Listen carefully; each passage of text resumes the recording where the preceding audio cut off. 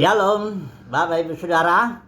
Renungan kita pagi hari ini masih menyambung tema besar misteri Injil. Dan kali ini kita akan membahas suatu misteri yang Paulus tidak menyebut ya, ini namanya misteri apa. Tetapi ada di Roma pasal 11 ya, ayat 25 sampai 26 atau 27 boleh. Ini terkait dengan kenapa sebagian Israel tegar dan tetap tidak mau menerima Yesus sebagai Mesias. Nanti kita lihat begitu kan, kita tahu begitu banget banyaknya mujizat yang Yesus lakukan di depan mereka. Waktu terakhir itu Lazarus 4 hari dan udah mati dibangkitkan. Sanhedrin tetap tidak bisa percaya ya. Secara jauh, secara bangsa maksudnya, tapi secara pribadi-pribadi tentu ada sebagian yang percaya. Nah ini yang sedang dalam pergumulan Paulus nih. Kenapa kok bangsaku tidak menerima ya Yesus sebagai Mesias? Nah mari saya bacakan dulu ya. Ini nggak disebut misterinya apa, tapi saya sebut aja ini namanya misteri ketegaran Israel yang sebagian ya. Kira-kira begitulah ya judulnya nanti ya. Oke lah. Saya baca ya Roma 11 ayat 25. Sebab saudara-saudara, supaya kamu jangan menganggap dirimu pandai, aku mau agar kamu mengetahui rahasia atau misteri ini. Ya, sebagian dari Israel telah menjadi tegar sampai jumlah yang penuh dari bangsa-bangsa lain telah masuk. Dengan jalan demikian, seluruh Israel, saya Yunani pas itu artinya seluruh whole ya, nggak ada lagi sisanya ya, seluruh ya. Seluruh Israel akan diselamatkan nanti pada waktunya, berarti seperti ada tertulis ini ayatnya ini yang Paulus kutip, dari Sion akan datang penebus, ia akan menyingkirkan segala kefasikan daripada Yakub. Kalau disebut Yakub itu berarti seluruh Israel, keturunan Yakub itu maksudnya ya. Ayat 27, dan inilah perjanjianku dengan mereka apabila aku menghapus dosa mereka. Ini maksudnya perjanjian baru, bukan perjanjian lama. Karena perjanjian lama itu nggak bisa menghapuskan dosa, itu hanya simbol-simbol aja. Darah binatang itu kitab Ibrani bilang yang nggak mungkin lah dia menghapuskan dosa. Jadi yang menghapuskan dosa itu perjanjian baru yang Yesus buat itu ya. Terutama kepada Israel. Kalau saudara lihat Yeremia 31 ayat 31 itu juga di situ ya. Oke lah. Jadi intinya begini. Ini ada misteri yang Elohim nyatakan kepada Paulus dan nyatakan kepada kita juga. Yaitu Israel itu memang sengaja ditegarkan sebagian ya, Sanhedrin khususnya para pemimpin bangsanya lah ya. Nah, dengan maksud dikatakan di sini supaya nanti sebagai apa bangsa-bangsa lain yang jumlah bangsa-bangsa lain yang penuh itu masuk, baru nanti seluruh Israel diselamatkan. Jadi ada urutannya. Sama seperti kebangkitan 1 Korintus 15 itu ada urutannya. Yesus dulu, baru nanti pada kedatangannya buah sulung, baru nanti terus-terus begitu. Akhirnya semua orang dibangkitkan, ya. Jadi kita melihat di sini bahwa kenapa Israel atau Sanhedrin nggak terima Yesus itu memang ditegarkan Tuhan, dibutakan matanya. Coba dulu kita lihat ya, Yohanes 12. Ini evaluasi lah yang Rasul Yohanes bikin setelah Yesus itu melayani sedemikian. Coba dulu kita lihat ini Yohanes 12 ayat yang 37. Dan meskipun Yesus mengadakan begitu banyak mujizat di depan mata mereka, namun mereka tidak percaya kepadanya. Baru Rasul Yohanes melihat kenapa mereka nggak percaya. Ayat 38, supaya genap firman yang disampaikan oleh Nabi Yesaya. Ini apa yang disampaikan?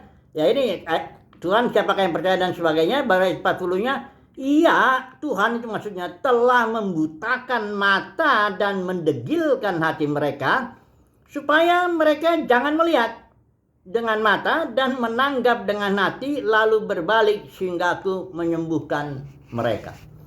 Kadang-kadang orang bingung ya, kenapa ya orang nggak mau percaya Yesus?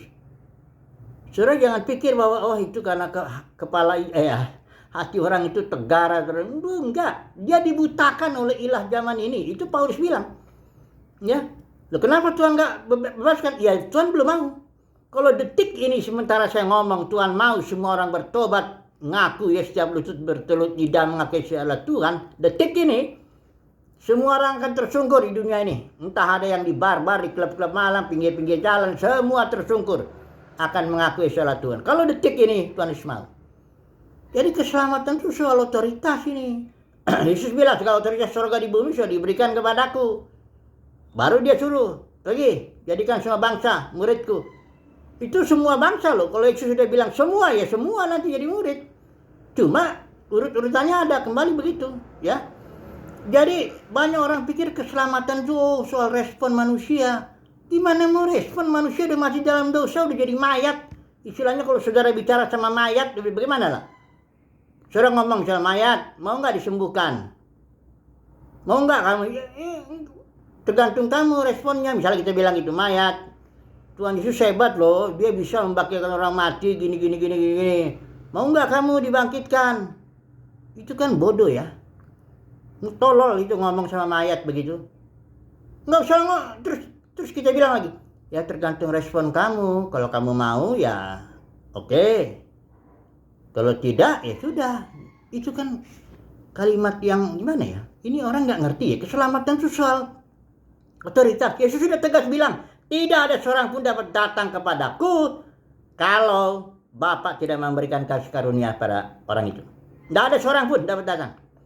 Jadi saudara jangan pikir kalau beritakan Injil, Yesus itu beritakan bahwa dia Tuhan. Kurios, penguasa tunggal, berotoritas. Ada banyak orang yang memberitakan Injil, beberapa yang saya lihat itu ya. Dia ngutip lagi dari kitab Yesus ngetok pintu itu di gereja Laodikia. Dia comot ayat itu. Dia bilang Yesus ngetok setiap pintu.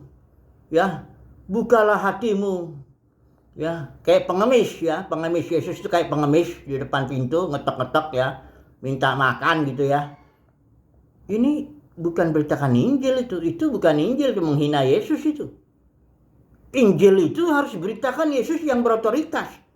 Dalam Yohanes 12 ayat 32 Yesus bilang, apabila nanti pada waktunya aku ditinggikan, mati bangkit di sebelah kanan Bapa, punya otoritas surga di bumi, aku akan tarik semua orang datang kepadaku. Banyak orang pikir Tuhan hanya milih sebagian. Enggak. Tuhan milih semua orang nanti diselamatkan. Percaya. Kalau enggak percaya nanti aja lihat.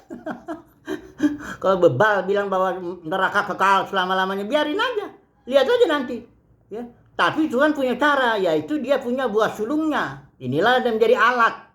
Ketika Tuhan datang, yang biasa orang disebut kedua kali, bersama dengan orang pilihannya, bukan orang Kristen yang dipanggil, yang lahir baru. Karena itu banyak orang Kristen yang sekarang ini percaya neraka kekal selama-lamanya, dibakar orang di sana, ya itu nggak akan dipakai dulu, tunggu dulu. Yang dipakai itu bukan sudah dipanggil, tapi dipilih, dan yang setia. Beritakan otoritas Yesus. Nanti begitu Yesus datang, dua kali biasa disebut, dia bangun tim. Itu yang dibilang Roma 8 ayat 19-21 itu, sering saya sebut itu. Putra-putra Elohim, dia tampil dengan tubuh kemuliaan, dia membebaskan ciptaan dari perbudakan kebinasaan. Masuk ke dalam kemerdekaan kemuliaan putra-putra Elohim itu. Jadi, kalau beritakan Injil, beritakan ya Yesus yang berotoritas. Jangan beritakan Yesus sebagai pengemis. Jangan. Menghina Yesus itu. Yesus itu kalau udah bilang misalnya Matius, ikut aku. Matius, ikut walaupun dia sedang hitung uang. Biasanya orang kalau udah ngitung uang udah gak mau juga. Dipanggil, ngapain? Kalau Yesus sudah panggil, ikut. Gak bisa lagi enggak. Ya. Kan pengalaman kita juga gitu. Emangnya kita mau ikut Yesus itu karena kita meresponi? Enggak. Apa Saulus itu ngikut Yesus karena dia mencintai diberitakan terus dia enggak, dia bunuhin gereja kok.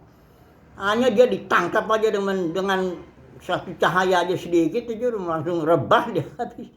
Jadi dari Saulus jadi Paulus.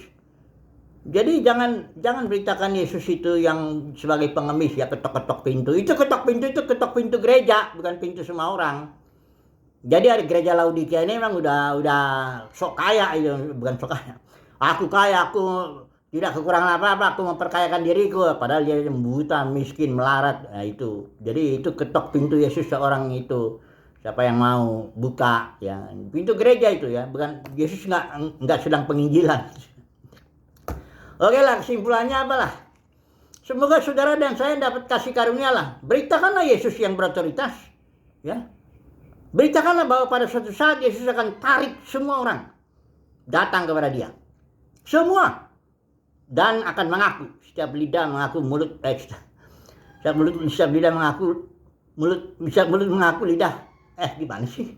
Setiap lidah mengaku Yesus adalah Tuhan bagi kemuliaan Bapa. Pada akhirnya, ya, Bapa menjadi semua dalam semua. Semua manusia diselamatkan, nggak peduli mau yang ngotot bilang neraka kekal, nggak apa-apa. Kenapa yang ngotot? Ya dibutakan lah. Jawabannya gitu aja. Kenapa sebagian orang percaya bahwa semua manusia nanti akan diselamatkan? Dikasih kasih karunia untuk melihat itu. Kenapa sebagian orang teolog-teolog ini ngotot tetap neraka kekal? Dibutakan oleh ilah zaman ini, itu aja. Ya. Jadi saudara, ini semua kasih karunia kok. Ya. Kalau Tuhan nggak bukakan kepada kita misteri, nggak bisa, kita nggak tahu apa-apa. Ya. Kalau Tuhan nggak panggil kita, nggak buta, nggak mata kita nggak dikelitkan, nggak bisa. Ya. Tetap semuanya kasih karunia. Ya. Semoga saudara dan saya mendapat kasih karunia lah ya, untuk melihat misteri, untuk melihat otoritas Yesus, bahwa Yesus pada waktunya akan tarik semua orang datang kepada dirinya. Haleluya. Amin.